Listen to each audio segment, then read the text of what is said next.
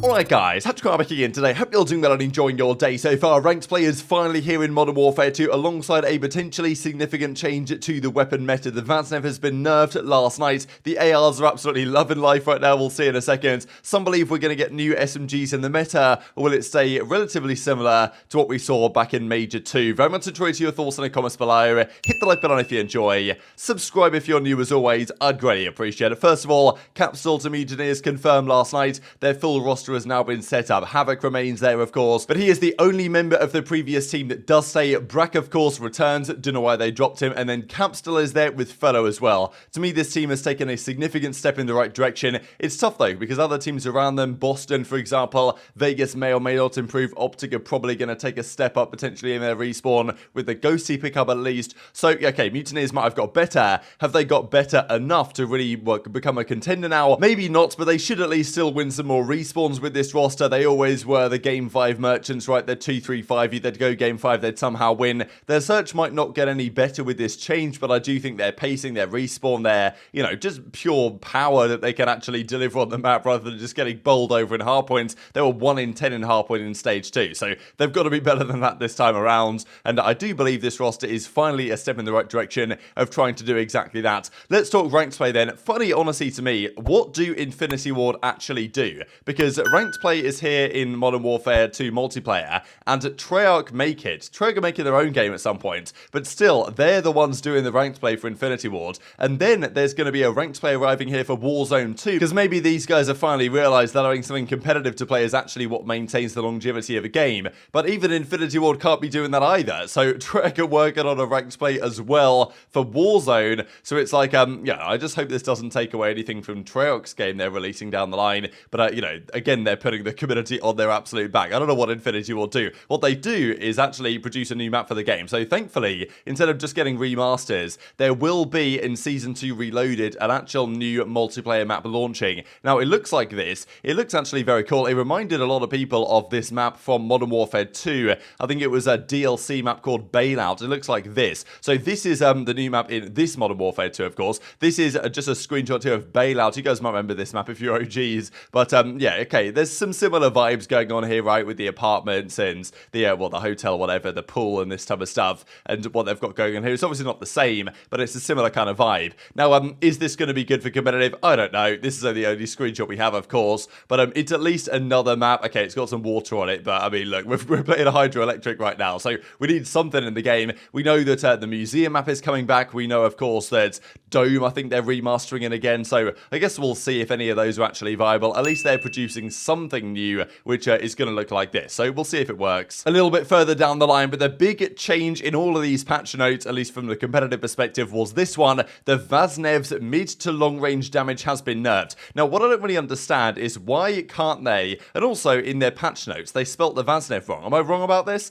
Like, I'm pretty sure it is just Vaznev with the Z, or the Z or whatever, without the S in front of it, right? Like, do they not even know how to spell their own gun? Unless they've, I don't know, made a typo here, or maybe they've just changed the name of it. I was like, I don't really know what's going on. But, I mean, still, so I think they got that wrong. But whatever, they've reduced the mid to long range damage. This is pretty important for the Vaznev. Now, fundamentally, the gun handles the same, it ADS is the same, it recoils the same, which is a key thing for why the Vaznev's so good, but its damage in the mid to long range situations is now significantly worse. Now, I believe people have tried this out and thought, okay, the gun is now much worse than it was before at those engagements, but it's still very viable at close range. Where you're meant to use the SMG, it's still very good. Nowadays, the SMGs are so good at range because not only do they shoot well at range, they've got no recoil, and also the aim assist is so strong that SCAR players or TAC players, I think for understandable reasons, have been quite frustrated with getting beamed by a Vaznev cross map, whereas in previous CODs wouldn't really be the case. So I actually don't mind this change necessarily. What I'm concerned about is that we're going to see way too many ARs on the map, which I think is the concern right now, and it might be Infinity Ward again saying, oh, these good players are running around with SMGs actually, you know, gunning people. We can't be having that. We need to favour the guys setting up on head glitches. And also though, why can't they just tell us the numbers? I mean, we literally have to sit here and wait for Exclusive Ace to do the testing to find out what the numbers are. Surely they could say, we've reduced the 5-shot kill range from X to Y or whatever, but we have to wait for Ace to go and find it out. So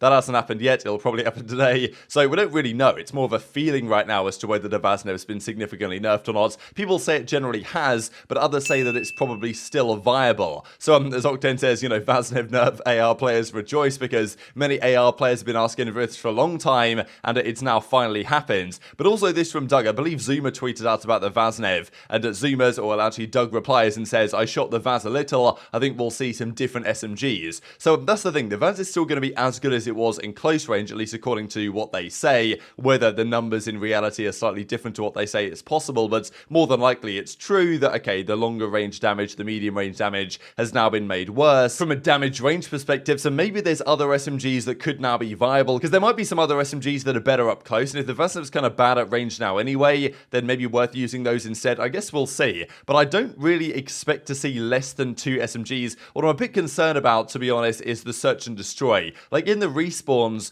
the pace is necessary. You need players playing fast, getting in the hard points, especially when on some of these maps, close range situations, the Vaznev's still going to be just as good as it was. But I think in search and destroy, there's a chance that we see, you know, more post-up play, more scars in play, which might not be as fun to watch. Now, a lot of the ARs, of course, are absolutely loving it. Dashy tweets this out last night, kind of implying like I'm back to a certain extent, right? I mean, look, he's already been having a great season so far, certainly in Major 2. And what we're going to be seeing from Dashy now, the Vaznev's worse, right? AR players are going to have a smile on their faces, Slasher says. You know, the only thing that can make this day better is red dots, but unfortunately, we're not getting that back anytime soon, it does indeed seem. And even as Bance says, as an SMG player, me with the Vaznev being pushed by a TAC player, it ain't looking good nowadays. So, yeah, I don't know. There's obviously, this is the reaction from the pros. Of course, it's not placebo, but at the same time, when pros, you know, when you go into a game knowing the gun's been nerfed, you look for reasons to explain why it has and why it's worse and all this. And maybe there's other viable SMGs now, but I don't really expect to see the meta change dramatically, but it could well do. These were the numbers, though, from Tim Takes CDL here during Stage 2. Percentage of kills by weapon. So the other category is, we're talking, I mean, for example, Search and Destroy is higher, other category, because you've got snipers, you've got grenades, this type of stuff. But in terms of between the Scar and the Vaz, you're talking 47.8% of kills from the Scar and 48.7% of kills from the Vaznev. It changes a little bit based on the different modes, with slightly more Scars being used in control. I guess it makes sense on defense and stuff like that.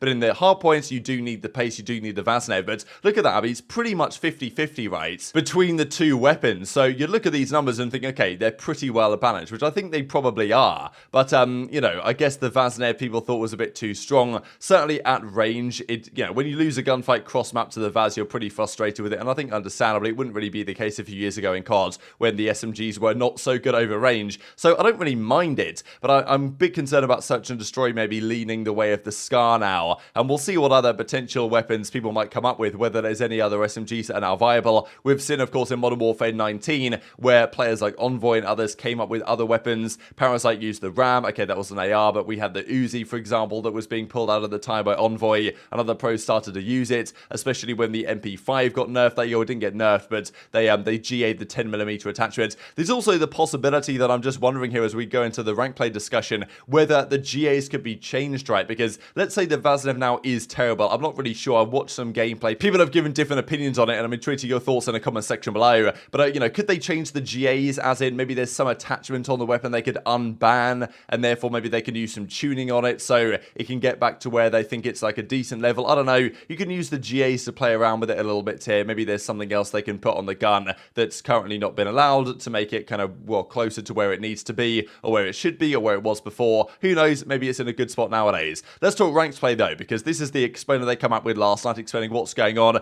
Thought it was cool as well, the top 250 leaderboards, which, of course, is in action. And Octane was given some great reviews. Now, it's kind of interesting, actually, this ranked mode, because there's definitely some frustration about it and some positivity around it. Obviously, I think most people are saying it's actually pretty damn good, and it's a good time, and has worked relatively well so far in terms of the matchmaking. And, okay, everyone starting in bronze is a bit weird. There's an argument to say that maybe there should be some degree of, you know, based to some degree the amount of SI you get on your performance rather than just wins and losses. But fundamentally, starting from, you know, a standard tier, I guess makes sense. And give it a few days, everyone will be sorted where they probably just about are. So, you know, Octane seems to be having a really good time. The funny thing to me was actually that there's this issue right now with you getting kicked for inactivity. I've seen quite a lot of people talk about this, where let's say they're playing Search and Destroy, they've got the bomb down at a particular site, they're in a 1 versus 1, they can essentially see the bomb from where they are. Like, they just lay down there and wait to see the guy run in to try and defuse, and they get kicked after 30 seconds of inactivity because they haven't moved. So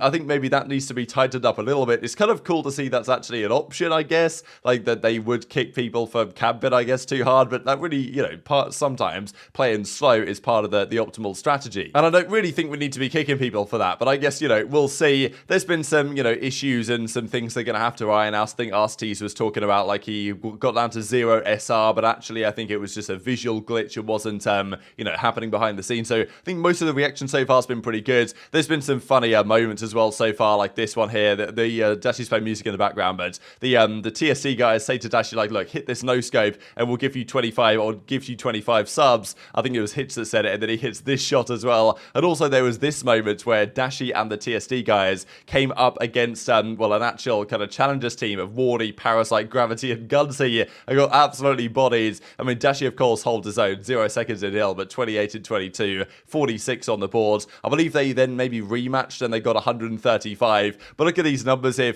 I mean, okay, Hitch goes 11 and 28. Just shows, like, because these guys, like Blake and George and Hitch, like, they're actually solid players. But when you're playing a coordinated, like, professional-ish level team on a map that they know, especially on a map like Mikado, where the rotations can be brutal, you can chain hills like no tomorrow, and Blake manages to drop 2 kills. 2 in 30 is quite the stat line, to be honest. Like, not even 7, not even 8, not even 6, but 2 in 30, like, that's tough. I didn't actually see this, but people said he was calling out, like, he was in COD Champs Grand Finals. So, you know, fair play. Gotta respect the passion, I suppose. And even as Ghost of Hope says here, Modern Warfare 2 rank play system in Treyarch's next game is looking good, right? Whatever we're gonna get from Treyarch, if they have this rank play system in, which has been, I think, a lot better than what we've had for some time, it's very exciting. I just wish they could have it at launch, right? I mean, why not? I guess, you know, they want to wait around to make it good, but surely they could do it the other way around. Just to mention for you guys as well, we did put out a class setups video last night over at the Breaking Point channel for all the classes, snipers, tag, everything the pros are currently using, what you can use as well. Funny really, because of course we prepped this a couple of days ago with the Vaznev in play, and then just as rank play arrives, the Vaznev now gets nerfed as well, so we'll probably update it over time with whatever people are using, but for now, this should still be about right. And just one final thing to mention here before we close out the video from Don, confirming he's going to be playing from the FaZe facility this upcoming stage. That's the thing that we talked about with Vegas. They're all playing from their own apartment. It's really not ideal. They don't have an apartment set up anywhere. They've been talking about it, but it never really came to fruition. And, you know, Donnie has actually been given the opportunity by FaZe to play from their facility. So really cool stuff. Hopefully it works out. Maybe you can, you know, learn a thing or two from the FaZe guys as well, because they won the most recent events. And maybe a good reason to get Donnie in your Breaking Point fantasy team for the upcoming stage. Would very much enjoy your thoughts in the comments below. Hit the like button if you enjoyed. Subscribe if you are new. Take care, and I'll see you next time.